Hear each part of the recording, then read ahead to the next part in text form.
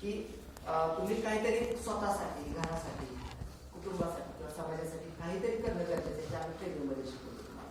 म्हणजे हातबंद न होता बघा, BSc ॲग्री घ्या, कुठलाही कोर्स घ्या, असं नाही की कोर्स झालाय 4थ्या वर्षी ते बाहेर पडले विद्यार्थ्यांना लगेच मिळते. आणि आपल्या स्किल जे आहेत आपले, ते आपण जर इम्प्रूव्ह करत गेलो तर त्यातून बरेच मार्ग निघू शकतो, नोकरी आपल्याला मिळू शकतात. आपण फक्त सर्च मध्ये असणं गरजेचं आहे की शोधत राहिलं जॉब आपल्याला आहे, त्याच्यानंतर वर्तमानपत्र आहे, बाकीचे इंटरनेटवर आपल्याला भरपूर संधी मिळतात. तर या संधीचा आपण फायदा करून घेणं गरजेचं आहे. फक्त की असं नाही म्हणत बसलं पाहिजे की आपल्याला नोकरी नाही किंवा मग काय करायचं गरज आहे. तर आपल्या आयुष्यामध्ये जगायचं कसं हे सुद्धा आम्ही शिकवतो. म्हणजे तुम्हाला कसं जगायचं कसं म्हणजे आम्हाला माहिती आहे, पण आपल्याला एक समाजामध्ये नागरिक म्हणून घडत असताना, जगत असताना बघा बऱ्याचदा वेगवेगळे अनुचित प्रकार आपल्याला बघायला मिळतात. तर तिथं आपली भूमिका काय असली पाहिजे, नागरिक म्हणून, सजग नागरिक म्हणून, ह्या गोष्टी आपल्याला म्हणजे आपलं जसं आपल्या कुटुंबामध्ये आहे तसं बाहेर देखील गेल्यानंतर आपण स्वतःची काळजी घेणं गरजेचं आहे.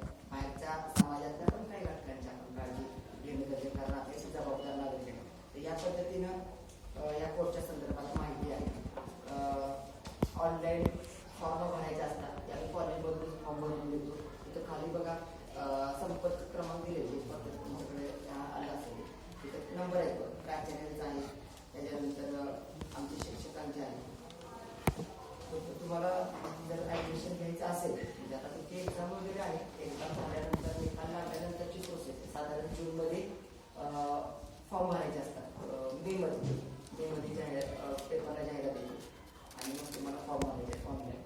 तुम्ही या खात्यावर संपर्क केला, फोन नंबर दिले, तुम्ही डायरेक्ट कॉलेजमध्ये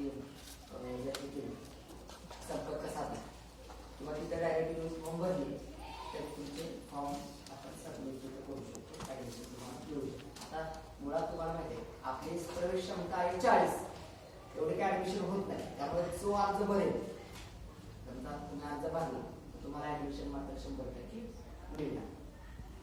आता तेवढी स्पर्धा राहिलेली नाही. पूर्वी 80-90% मुलं यायची डीएड, कारण नोकरी होती, डीएड झाले की लगेच नोकरी होती. पण आता तशी परिस्थिती नाही, तुम्हालाही माहिती आहे. आणि त्यामुळं ऍडमिशन शक्यतो कोण डीएडला तरी कोण घेत नाही. पण माझं असं मत आहे की तुम्ही घरच्याशी चर्चा करा, पाहुणे कोण असले, शिक्षक असले तुमचे, त्यांच्याशी चर्चा करून या कोर्सला ऍडमिशन घ्यावं. ठीक, तुम्ही मला वेळ दिलाय त्याबद्दल मी पहिल्यांदा तुमचं